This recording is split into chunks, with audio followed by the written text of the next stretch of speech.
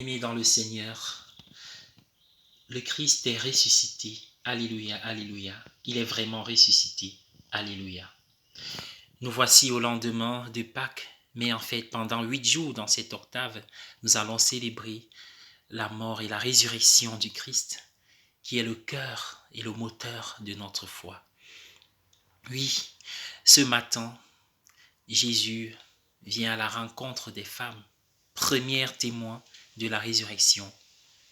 Et il y a certainement l'occasion pour Jésus de dire merci à celles-là qui ont toujours été présentes. Il leur dit merci et il les envoie en mission. Sa présence déjà est une bénédiction. Comme quoi, Dieu reste vigilant à la plus petite action que nous pouvons poser au quotidien. De très bonne heure, elle pense au Seigneur, au Sauveur. De très bonne heure, Seigneur, mon âme aspire après toi. Je dévance l'aurore et j'implore ta présence. Par la prière et par le bien, nous pouvons de très bonne heure penser au Seigneur. Le plus petit sourire, la plus petite goutte d'eau que nous donnons à quelqu'un est un trésor pour lui, pour éclairer sa journée et sa vie. Et le Seigneur voit cela dans le secret, ce que nous faisons. Aujourd'hui, il gratifie ces femmes par sa présence. Quel honneur, quelle merveille, quel privilège. Et puis, il est béni, sa présence est bénédiction. Comme il avait dit, l'époux est avec vous. Et la présence de l'époux est une grâce. Et il les envoie à mission. Allez dire à mes apôtres que je suis ressuscité. Il donne une preuve de la résurrection et que je les précède en Galilée.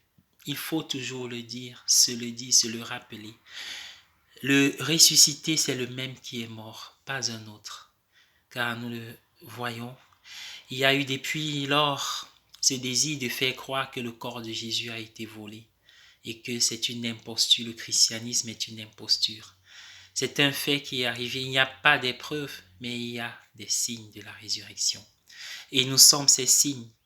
Elles, c'est-à-dire les femmes, et eux, les apôtres, ont été témoins de cette espérance qui les a galvanisés tout au long de leur ministère, de leur apostolat, jusqu'aujourd'hui. Et cette joie anime l'évangile, anime les actes des apôtres et tous les épîtres de Paul. Pour nous atteindre aujourd'hui, il y avait certainement quelque chose de fort. Et la réaction de ces femmes, elles se prosternent, elles adorent et elles vont en mission. Voilà ce qui nous est demandé aujourd'hui. Prosternons-nous, adorons le roi de gloire et allons en mission car la résurrection ne nous fait pas rester sur place. Elle nous fait sortir de nos tombeaux pour aller vivre, faire vivre et prendre soin de la vie. Voilà ce à quoi nous sommes invités. Ne crains pas, pas parce qu'on peut craindre le Seigneur. Il est la vie, il est l'amour. Mais on craint parce qu'on se croit indigne de ce trésor, de ce cadeau. Ne crains pas car le Seigneur ne te quitte pas. Comme disait le pape hier, si nous n'avons pas pu aller au sacrement, le Seigneur ne nous a pas oubliés. Lui, il est venu vers nous. Bonne journée à tous, soyez bénis. Je vous aime, Père Omer Billy.